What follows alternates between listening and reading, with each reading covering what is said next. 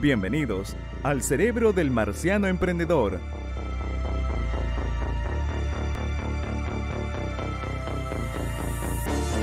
Un podcast para reflexionar y discutir negocios de otro mundo con Miguel Ángel Ruiz.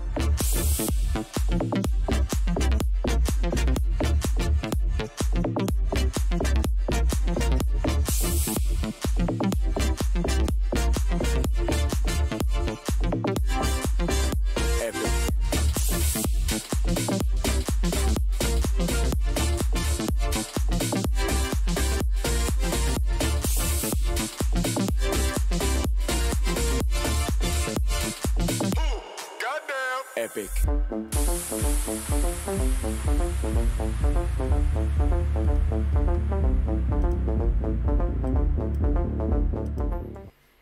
Hola, hola, ¿cómo están? Sean todos muy bienvenidos a un nuevo capítulo de Negocios de Otro Planeta. Soy Miguel Ángel Ruiz, su anfitrión. Y hoy día vamos a hablar de neuromarketing. Eso vamos a hablar en este capítulo y está muy interesante porque ya les había prometido, y lo prometido es deuda, ¿no? Espérenme que acabo de mover esto. Le había prometido que íbamos a hacer un capítulo en específico de neuromarketing y cómo, entonces, cómo se hacen estudios de neuromarketing. Cuando empecemos a desvelar, ¿no?, cómo funciona el neuromarketing detrás, cómo funciona entender el cerebro del consumidor y cómo toma decisiones en los contextos de consumo, vamos a descubrir varias cosas muy interesantes y vamos a sacar a la luz y vamos a poder evaluar cómo se hace un estudio, por qué hablamos de neuromarketing real cuando hay un laboratorio por medio y neuromarketing ficticio o teórico cuando hay solo teorías y hay paper. Si es que hay paper, no, porque la mayoría solo copia y pega lo que dice algún otro especialista que mira por ahí. Y es súper importante para nosotros porque tenemos que entender entonces que el neuromarketing es una herramienta de los negocios que se basa en la neurociencia aplicada. Y cuando hablamos de neurociencia aplicada hablamos de tecnología neurocientífica, metodología neurocientífica, un proceso científico con una patita de negocio. Eso es súper importante porque a veces tenemos neurocientíficos que no tienen una conexión con los negocios y que por lo tanto sus resultados no siempre son aplicables. Porque, cuestionenme ustedes, pero la ciencia muchas veces estudia cosas que no tienen aplicación en la vida real. Y está bien porque quieren estudiar y entender ciertos fenómenos, cierta fenomenología, ¿no?, que no necesariamente es la misma, es de interés de los negocios en este caso. Déjenme ver que voy a modificar la Logitech. Peón. A ver si se ve mucho mejor. Sí. Ahí está mucho mejor. Para mí mucho mejor. Ok. A los que estén escuchando el podcast no van a ver ninguna diferencia. Los que están viendo el video podcast van a darse cuenta como la cámara está lejos. Lo siento. Es súper importante entonces entender para nosotros cuáles son las complejidades de un estudio de neuromarketing. Y es de vital importancia entonces analizar cada una de estas herramientas, sus competencias, lo que evalúa y cómo poder decir que esto es realmente efectivo. El neuromarketing busca, a diferencia del marketing tradicional, a través de un estudio, entender cuál es el impacto real, cognitivo, fisiológico, emocional de una pieza gráfica o de un elemento de marketing y publicidad y comunicación, y cómo este afecta a la toma de decisiones. Eso es lo que entiende principalmente el neuromarketing. Es el estudio mediante tecnología, neurotecnología, de las personas en contextos de compra real para entender cómo la publicidad, el marketing y los elementos comunicacionales afectan o no la toma de decisión. Y el primer elemento que vamos a analizar y que vamos a entender es el electroencefalograma, o de cómo se estudia el cerebro. Y quiero dejarles claro que en neuromarketing lo que menos hacemos, por desgracia, son estudios de electroencefalograma o estudios del cerebro propiamente tal. Y se preguntarán por qué entonces se llama neuromarketing si normalmente no hacemos estudios de electroencefalograma o estudios del cerebro. Y esto tiene que ver con dos factores. Primero, el tiempo y el costo. Esos son los dos factores. El tiempo, porque evidentemente, para que ustedes tengan una idea, uno se demora de 1 a 2 jornadas laborales para analizar un caso, un cerebro, de un estímulo. Y por lo tanto, si estamos haciendo una muestra de 60 personas, a lo menos son 60 jornadas de trabajo. para tener recién el análisis de la data, para después hacer unos 10 días más el análisis en su conjunto y en 5 días más, después de esos 60, después de esos 10 días hábiles, tener un resultado. Y comprenderán que ninguna empresa tiene 75 días para esperar un lanzamiento, menos en Chile. En Latinoamérica, en otros países como Argentina, que tienen 3 meses de lanzamiento de unas campañas de concepción y lanzamiento, sí se puede. En Chile, que todo funciona para ayer, y con suerte te dan 2 semanas para hacer un estudio, es impráctico. Y segundo, es bastante costoso. Para que ustedes tengan una idea, un especialista a lo menos te cobra $300. No, a ver, unos $100 por hora, ¿sí? Entonces, si tenemos una jornada de trabajo de 8 horas, son $800 de costo, multiplicado por los 75 días, comprenderán que son varios cientos de dólares, varios miles de dólares, y esos dólares tienen que ver con horas hombre, ¿sí? Para que ustedes entiendan, no tiene que ver con, no hay margen de utilidad, es solo costo, ¿sí? Costo de personas, sin contar el tiempo invertido, etcétera, etcétera, etcétera. Entonces, un estudio de electroencefalograma parte fácilmente arriba de los $10.000, fácilmente. $10.000 es barato. Un estudio realmente bueno de electroencefalograma va por los $40.000, $60.000. Y no todas las empresas, evidentemente, tienen ese nivel de inversión, aparte del tiempo que tienen que esperar. Hay 2 tipos de formas muy populares, y les voy a explicar en este capítulo cómo se utilizan, de entender al cerebro del consumidor. Y hay 2 variables dentro de la tangente muy importantes. Uno tiene que ver con el lugar, la ubicación de esa activación en el cerebro. Y el segundo tiene que ver con el tiempo. Ubicación versus tiempo. ¿Por qué les cuento esto? Porque el electroencefalograma, que es la herramienta más popularmente utilizada en estudios de neuromarketing, te da una capacidad de tiempo de milisegundos. Yo puedo saber qué está ocurriendo en el cerebro de la gente en milisegundos. O sea, yo puedo saber de forma precisa qué está ocurriendo, todo el proceso que está ocurriendo en el cerebro. Pero tiene una dificultad a la hora de lo espacial. Temporal está muy bien, espacial.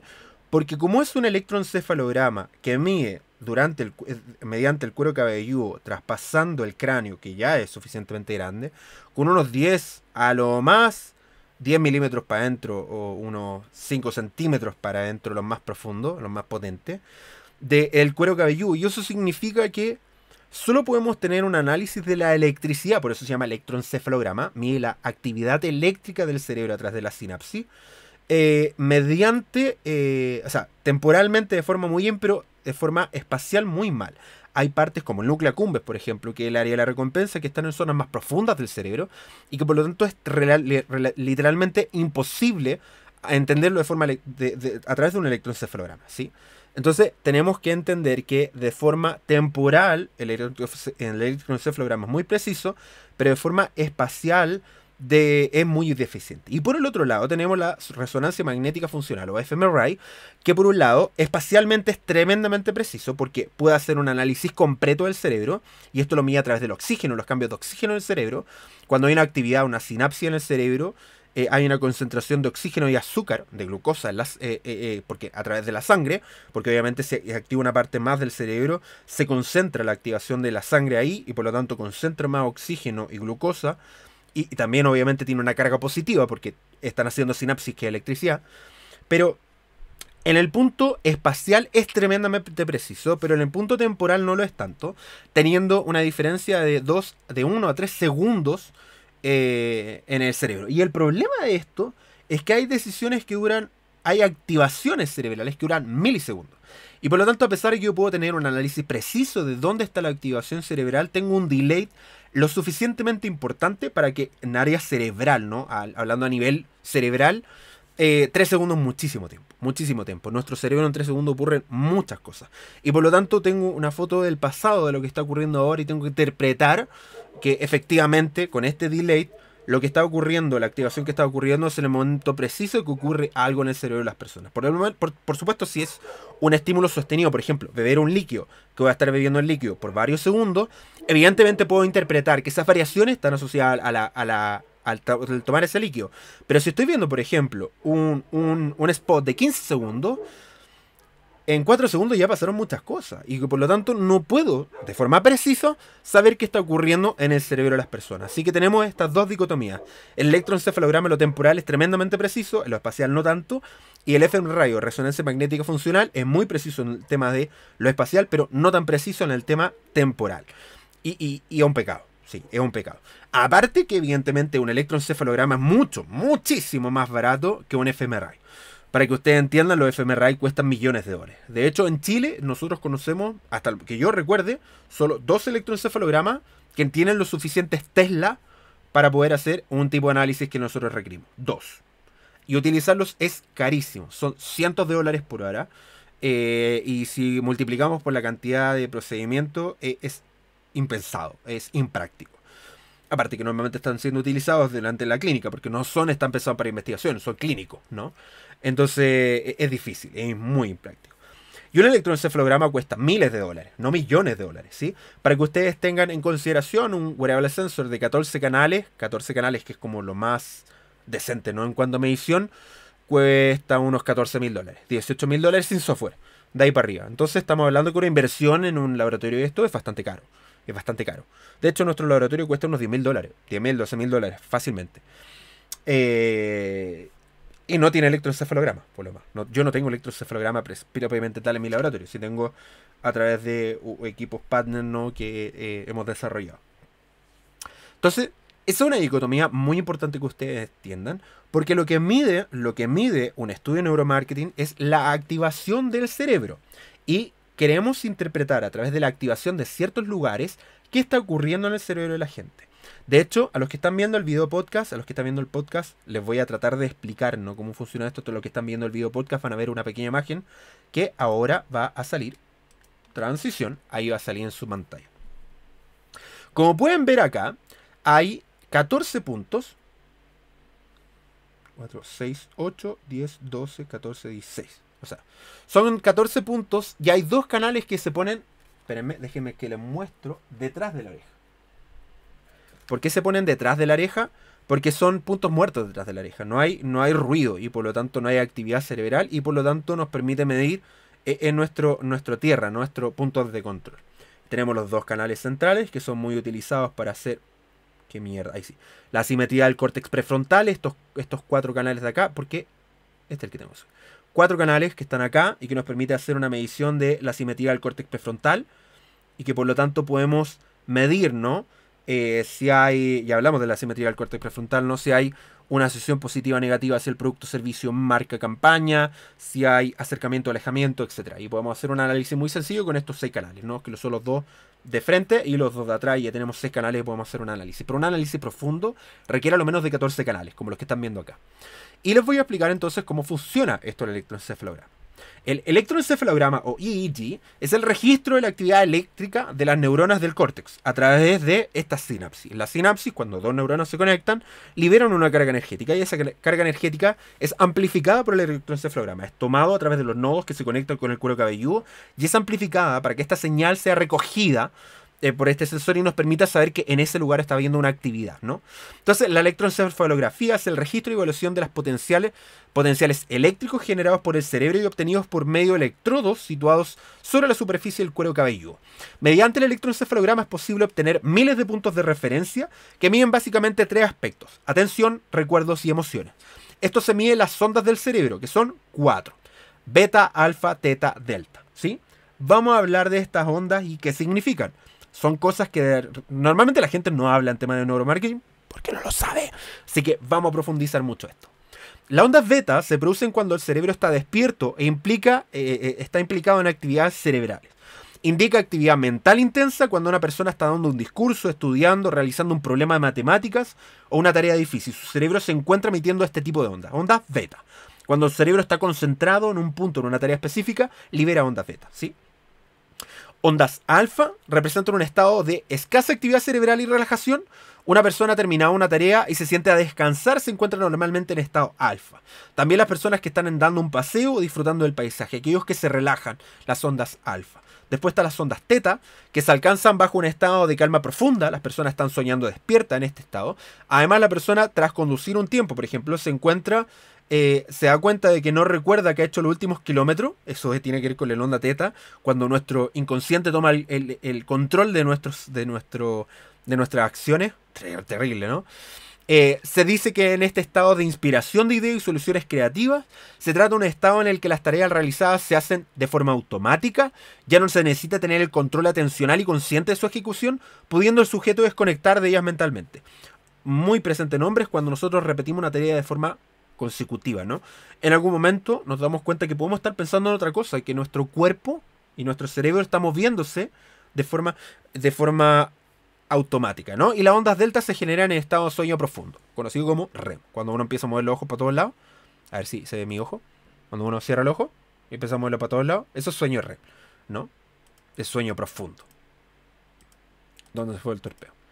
Entonces con electroencefalograma nosotros podemos medir estas 4 ondas, y estas 4 ondas, como les conté, podemos enfocar, ¿no?, en 3 puntos principales que tienen que ver con la frustración, el engagement y la excitación. De hecho, les voy a sacar la imagen del electroencefalograma y vamos a ver la data del electroencefalograma. ¿Lo pueden ver ahí? Sí, por supuesto. Y ahí se dan cuenta que cada uno de estos canales tiene que ver con una línea de actividad. Y si se dan cuenta hay ciertos pics. Hay algo llamado artefacto, que por ejemplo con un Emotive Epoch, que es un sensor muy sensible, y que por ejemplo tiene un artefacto. Artefacto nosotros llamamos cuando es un ruido repetitivo. Por ejemplo, el blink o el pestañear genera, porque como los sensores están acá, piensen que están acá, y el pestañear mueve esta parte, obviamente de forma milimétrica, nosotros no nos damos cuenta, porque nunca lo puedo chuntar ahí. Entonces se mueve, recibe acá, capta como si fuera una activación, pero la verdad es que una activación es un movimiento muscular, porque obviamente mover un músculo también tiene electricidad. Y por lo tanto, nosotros lo podemos analizar como un artefacto, como un ruido del ambiente, y lo podemos tomar, identificar, extraer, extrapolar, ¿no? Y limpiar la data. De hecho, eso es lo que se hace con sensores menos profesionales como los Emotive Epoch, que valen solo cientos de dólares. Un Emotive vale 600, 800 dólares, hasta 1200 dólares los más caros, 2400 los más pro, que aún así son juguetes. Que muchos lo ven como un juguete, pero la verdad es que sí se pueden hacer estudios cuando tenía un muy buen especialista. Un saludo a Hernán Díaz por lo demás, un capísimo de los Emotive. Así que ahí pueden ver los canales sensoriales, y con esto nosotros podemos ver qué parte del cerebro, en base a estos canales, cada canal tiene un número y por supuesto está asociado a una parte de nuestro cerebro, y cuando hay actividad en estas 4 ondas, nosotros podemos analizar cada una de estas ondas, podemos analizar, ¿no?, si hay una actividad. Entonces, si yo me estoy concentrando en una tarea específica, yo puedo saber qué partes de mi cerebro están concentradas en esta tarea específica y por lo tanto a través de algoritmos predecir qué está ocurriendo en el cerebro de las personas. Tremendo. Entonces, la frustración, esta medida a menudo se correlaciona con la ira, que da el punto de referencia útil para evitar peligros potenciales. Entonces, cuando llega un punto, obviamente, de que estoy haciendo una tarea, por ejemplo, una página web, y empiezo a sentir frustración, significa que la página web está lo suficientemente mal diseñada para yo odiarla. Como muchas de las páginas web, como por ejemplo Orier.cl. Qué manera de funcionar mal esa mierda página. El engagement, esta medida se refiere a la estimulación y el interés y puede indicar periodos de experiencia, de concentraciones, de situaciones nuevas que requieren más recursos cuando son procesadas mentalmente por primera vez. De hecho, en general nosotros tratamos de siempre hacer análisis de una primera impresión. Entonces, la persona nunca antes tenía que haber visto el spot para poder tener un análisis y tener este priming, la primera impresión, y poder medirla y analizarla a través del electroencefalograma. Porque si no, después ya una costumbre, ya sé lo que va a pasar y por lo tanto no va a haber el mismo nivel de activación. Les voy a dar un caso. Estamos viendo Spider-Man 3. Aparecen, espero que no le haga spoiler a nadie, aparecen los 3 Peter Parker y aparece... ¿cómo se llama este compadre? Aparece Andrew Garfield. Y después aparece este otro compadre, el Tobey Maguire, y nuestro cerebro explota. ¡Pah! ¡Wow! Y gritamos, ¡sí! Los 3 Spider-Man están. Pero la segunda vez que veo la película ya es como, ¡genial! Aparecieron. La cuarta vez que veo la película es como, ¡ñe! Ya están. Porque ya me voy acostumbrando al estímulo. Entonces esas primeras impresiones son los que generan una carga cognitiva superior. Y la excitación, o arousal, y esto se puede medir de 2 formas. Ligado al acontecimiento específico a corto plazo o indicativo de un estado emocional más estable, a largo plazo. Entonces, lo que hace un electroencefalograma es mapear el cerebro y permitirnos ver qué parte del cerebro se activan a determinados estímulos de marketing, publicidad y comunicación. Algunos de estos puntos son los siguientes. Valencia emocional. es la respuesta del giro frontal inferior, hemisferio izquierdo y derecho. Con esto se cuantifica la magnitud de la simetría de actividad, hemisferio derecho contra izquierdo, para obtener un índice de positividad, acercamiento o negatividad, alejamiento de la emoción. Lo que estamos hablando, sobre todo con el tema de la simetría del córtex prefrontal, que son estos 4 canales que están acá adelante, ¿no? En la parte del córtex prefrontal que está en la frente. La cognición, que es una respuesta del lóbulo frontal completo, incluye hemisferio derecho e izquierdo. Esto cuantifica la magnitud de la activación en el lóbulo frontal, que dirige los procesos mentales de conocimiento, razonamiento, juicio, conducta, toma de decisiones, percepción y conciencia. Los lóbulos frontales ayudan a realizar tareas como la planificación, la coordinación y ejecución de conducta. Y por lo tanto podemos ver si hay una activación positiva o negativa, y que por lo tanto hay una acción positiva o negativa frente a un estímulo de marketing, publicidad y comunicación.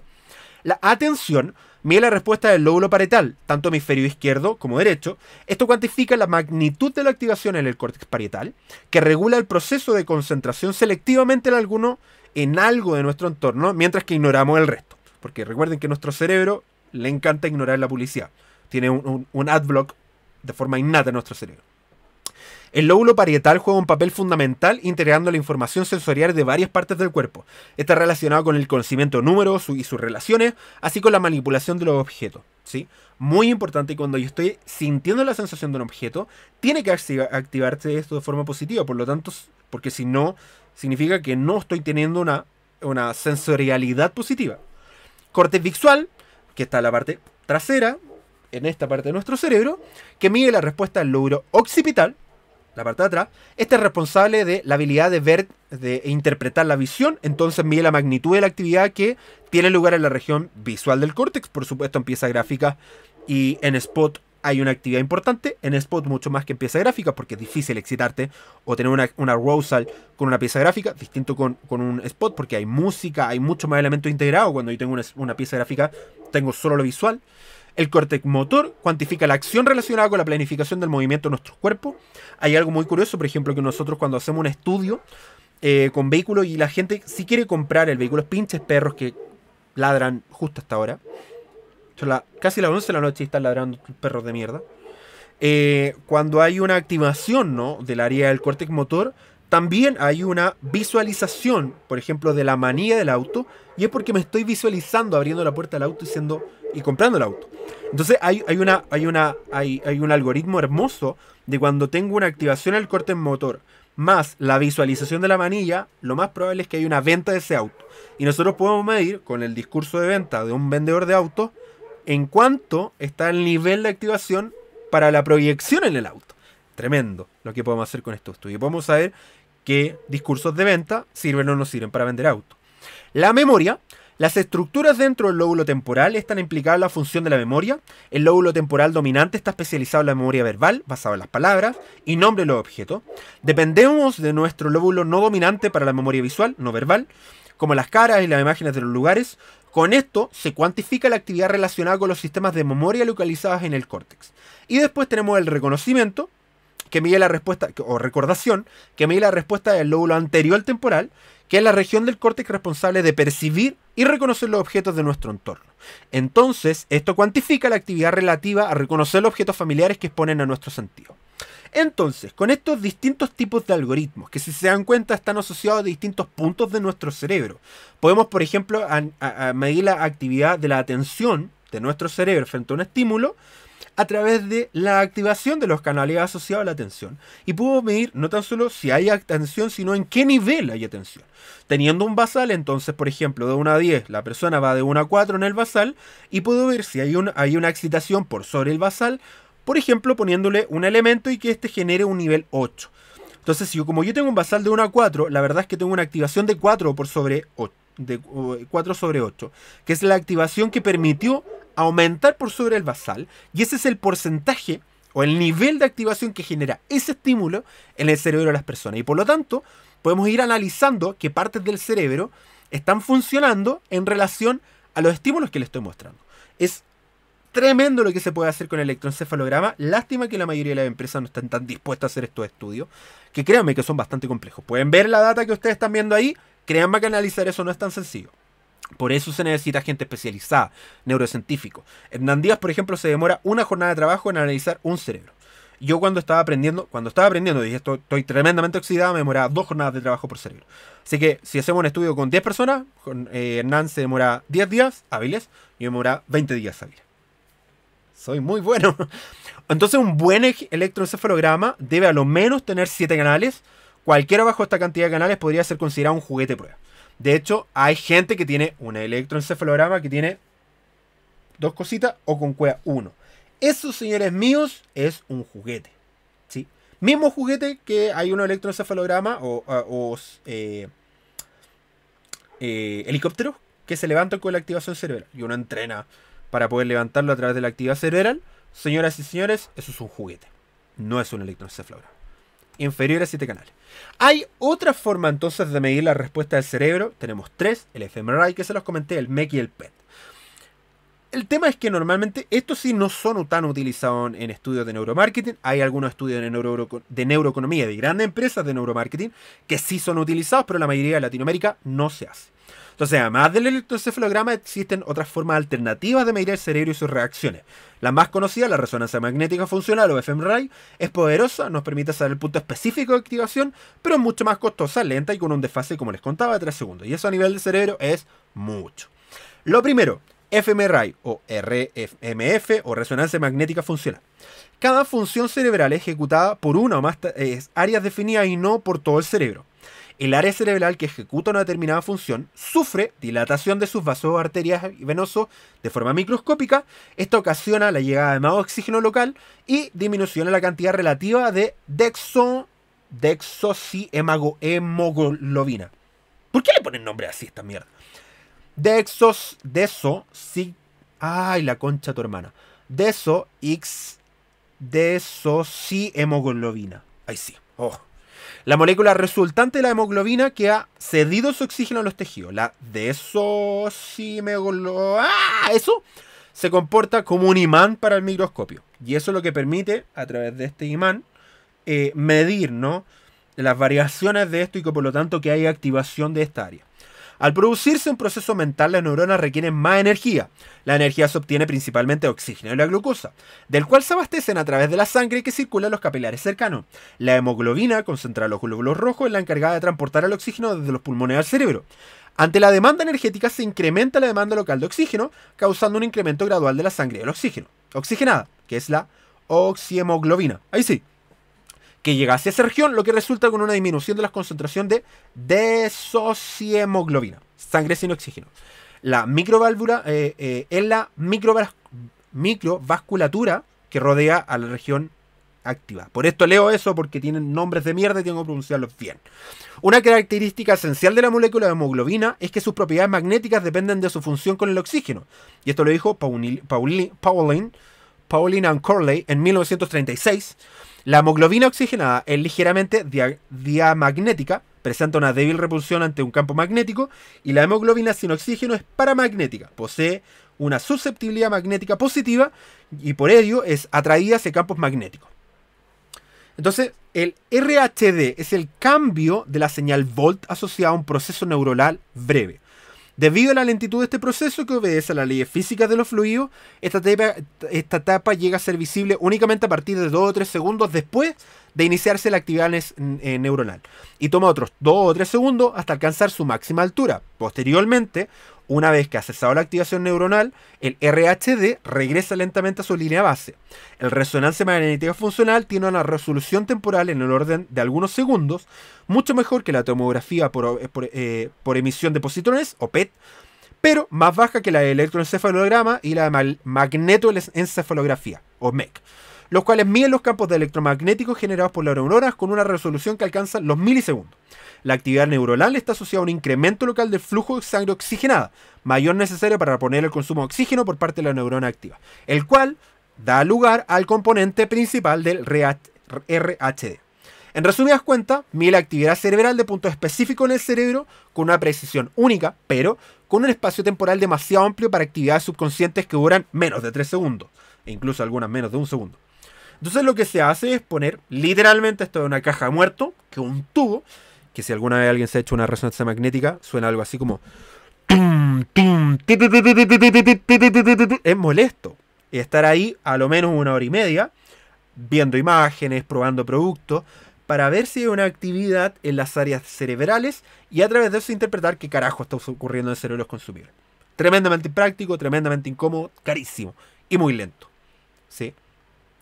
La MEC o magnetoencefalografía es la actividad coordinada de las neuronas, también produce cambios magnéticos, además de corrientes eléctricas que mide el electroencefalograma. O sea, obviamente, dos sinapsis, una sinapsis, pum, genera electricidad, pero un grupo de sinapsis genera un campo magnético que literalmente activa o puede ser medido por un MEC. La intensidad de estos campos es tremendamente pequeño, pero puede ser medida por una técnica denominada magnetoencefalografía o MEC. El electroencefalograma y la MEC son técnicas conceptualmente similares, pero la MEC ofrece una calidad de señal superior y una resolución temporal muy alta. Sin embargo, sus costes son mucho mayores, por lo tanto no es una técnica tan popular en neuromarketing, ¿sí? De hecho, son sensores mucho más sencillos que los resonancias magnéticas funcionales. Un equipo de magnetoencefalografía, que requiere una sala aislada de campos magnéticos para poder medir los débiles campos magnéticos del cerebro, puede costar alrededor de $2 millones. Algo poquito, ¿no? Una agencia de neuromarketing se lo puede comprar al tiro, sobre todo los latinos. Y la PET, la tomografía de emisión de positrones, es horrible. Esto no lo haría ni cagando. Se los voy a contar cómo funciona. La tomografía de emisión de positrones, o PET, igual que el fMRI, esta técnica mide los cambios del metabolismo del cerebro. La tomografía por emisión de positrones es una técnica no invasiva de diagnóstico o investigación en vivo por imagen capaz de medir la actividad metabólica del cuerpo humano. Al igual que el resto de estas técnicas diagnósticas de medicina nuclear, como el SPECT, la PET se basa en detectar y analizar la distribución tridimensional que adopta en el interior del cuerpo un radiofármaco que se inyecta. No sé si alguna vez han tenido que hacerse un PET. Yo sí. Es horrible. Porque te ponen un medicamento magnético que pica y quema. Medirte a través de un estudio de neuromarketing que ocurre en el cerebro. Evidentemente la gente no quiere participar de esto. Entonces, el PET se basa en detectar y analizar la distribución tridimensional que adopta en el interior del cuerpo un radiofármaco de vida medida ultracorta administrativa a través de una inyección intravenosa que después se bota a través de la orina. Según que se desee estudiar, se usan diferentes radiofármacos. El PET mide la dispersión espacial de un radioisótopo administrado al sujeto y analizado a través de una inyección. En el escáner PET, que es una especie como de... No sé si aún alguna vez han visto esos salones de belleza que te ponen un secador de pelo. Es igual, pero más grande. Entonces, el escáner PET es capaz de detectar la radiación gamma producida por el isótopo, obteniendo así la imagen del metabolismo de la glucosa en el cerebro y por lo tanto una indicación clara de los puntos con mayor actividad cerebral. Carísimo, impráctico, con inyección, es molesto y la gente lo quiere hacer. De hecho, esto es lo menos utilizado en neuromarketing, pero es una forma de cómo medir, normalmente en medicina y en otro tipo de estudios científicos, que tiene una resolución magnífica, mide una inyección radiomagnética. Imagínense los antivacunas. Si odian las vacunas que supuestamente según ellos tienen chip, imagínense si le ponen un fluido, un radioisótopo magnético. Así que estas son las alternativas del electroencefalograma para tratar de entender el cerebro. Comprenderán que muchas de ellas son imprácticas, como por ejemplo el PET. Son más caras. El MEC es mucho mejor. El MEC está el resonancia magnética funcional, que es carísimo y es muy lento. El electroencefalograma, que es barato, pero muy poco profundo. Y está el MEC, que está entre medio, que no es tan caro como el electroencefalograma, pero que es sí, un poco más complejo que el electroencefalograma y es mucho más caro que él. Que tiene mejor resolución espacial y temporal. El problema de los MEC es que son muy difíciles de hacer en temas de especialista. Y normalmente los especialistas que tienen son tecnólogos médicos que están asociados o que están preparados para hacer estudios medicinales y no estudios de neurociencia aplicada o de neuromarketing que busca medir qué parte del cerebro se activa cuando está viendo un spot. Y por lo tanto ahí es bastante difícil tratar de trabajar con este tipo de especialistas cuando no están asociados al mundillo del neuromarketing. Estas son las 4 formas más populares y muchas más, y hay varias más que se están desarrollando. Hay un electroencefalograma que se pone en el oído, maravilloso cómo avanza la tecnología. Y por lo tanto entender cómo funciona el cerebro es tremendamente complejo. Se pueden ver que necesitan de especialistas. Pueden ver que el análisis de la data no lo puede hacer cualquier persona. Entonces cuando alguien hable de neuromarketing, dígale si puede interpretar esto. Si puede interpretar esto, realmente un experto en neuromarketing. Si alguien dice que es experto en neuromarketing y no tiene la menor idea qué mierda es esto, no sabe de neuromarketing. Es un neuro bullshit. He dicho, caso cerrado. Entender entonces cómo funciona el cerebro no es tan fácil. Cuando alguien dice así funciona el cerebro, es porque hay mucha carga teórica, científica detrás de esto, de esta afirmación. Y a pesar de que suena súper divertido replicarlo, hacerlo en la práctica no es tan fácil. No es tan fácil. Y la mayoría de estas herramientas necesitan de un contexto clínico. El electroencefalograma mejor es el Quasar, o Wearable Sensor, que esto sí se puede hacer de forma móvil, pero de forma móvil a 10 metros. O sea, tiene que una persona con un computador ir detrás de esta persona que va en el supermercado. Y por lo tanto hacer un estudio de electroencefalograma en medidas no tan reales es súper difícil. Ahora, ¿qué es lo que permite, por ejemplo, la realidad virtual? Es recrear un espacio y contexto de compra real. Tener, hoy día hay los Tobii VR, que son eye tracking VR, que nos permiten ver cómo está mirando la gente dentro de una realidad virtual. Y si aparte lo combinamos con el electroencefalograma, podemos en ambientes virtuales replicar más o menos una experiencia real. O sea, hoy día hay formas de cómo ir. Pero entiéndase que recuerden que esta es una de las herramientas menos utilizadas en el mundo del neuromarketing por ser cara y lenta. Para el mundo de las empresas, para el mundo de la investigación es tremendamente aplicable. Para el mundo de la investigación privada es bastante más difícil. He participado en muy pocos estudios de neuromarketing con el electroencefalograma, lo cual es triste para mí. Me encantaría saber utilizarlo más. De hecho, ya no me acuerdo tanto cómo utilizarlo por lo mismo. Porque obviamente estoy más acostumbrado a utilizar eye tracking, GCR y face reader que electroencefalograma, que es lo que vamos a hablar en los próximos capítulos. Gracias por estar viendo este capítulo para aprender de neuromarketing real con personas especialistas que saben de esto. Muchas gracias por estar conectados. Recuerden que soy Miguel Ángel Ruiz. Por favor, detengan la guerra de Rusia-Ucrania. Eso. Gracias por estar conectados. Nos vemos el próximo día domingo, en el caso que esté escuchando el podcast, día lunes a las 11 de la mañana si estás viendo el video podcast. Mis redes sociales son Neuromars en Facebook y en Instagram, en LinkedIn o LinkedIn y en YouTube me pueden encontrar como Miguel Ángel Ruiz Silva. Pueden leer mi blog donde hay artículos sobre esto. Se llama neuromars.wordpress.com. También pueden visitar mi página web de mi agencia www.agenciamars.cl. Estoy en Twitter, mars-777, sí, y soy el marciano emprendedor con S en TikTok porque viene de Mars y no de marciano realmente.